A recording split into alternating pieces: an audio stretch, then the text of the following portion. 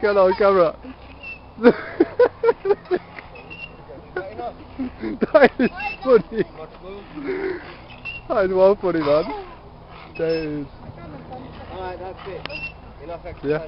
Come on, let's go. Speech! Speech. What speech should I do? Talk about something. Talk about.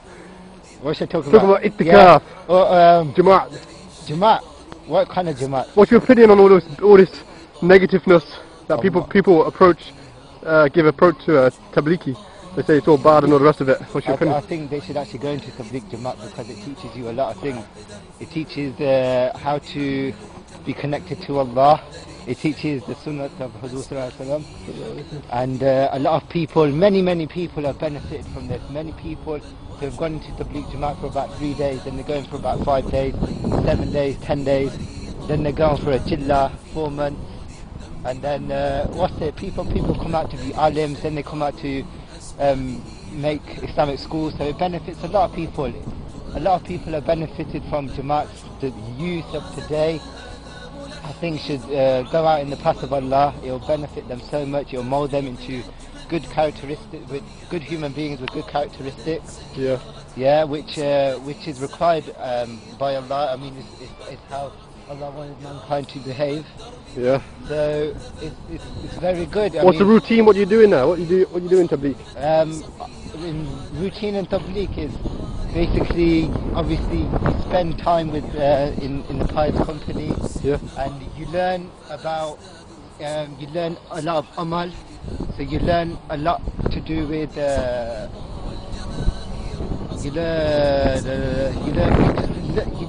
learn a lot of how the Sahabas used to behave, of their prayers. Oh, sorry. Yeah. We were talking about Tabligh Jamaat. Yeah. So Tabligh Jamaat, it tells you a lot of things. It tells you about the oneness of Allah. It tells you what the 6 points of the Sahabas were. They kept in contact the 6 points throughout their lives. That is why they were successful. They were continuous in making zikr of Allah. Zikr of Allah to the extent that when they had to go to the toilet, when they had to go to the washroom, they would have to put stones under their tongues so that the zikr, so that they would not call out the name of Allah in the toilet, in a nabat place, in an unclean, impure place. So this is, I mean, Tabligh Jamaat also teaches, the Sahabas also went on to, Sahabas also knew how to put khushi, knew how to put happiness in their salah.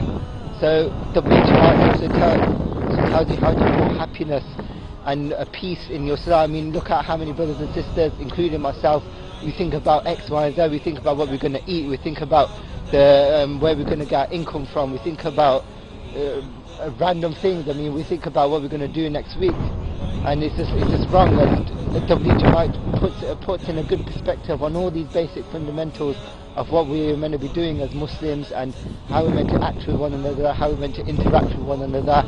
It's also a good way to bring unity and bring love within the brotherhood as well. My sisters as well also go out in Tabligh Jamaat, and alhamdulillah, they're doing a good job as well. And Tabligh Jamaat, it also calls people out, just Muslims as well, mainly the Muslim community, because we have to focus upon ourselves before we can actually bring other people into Islam as well. And alhamdulillah, people start to accept Islam through the Tabligh Jamaat. I mean, I'm talking about non-Muslims, then it's fine. Alhamdulillah, we take upon those people.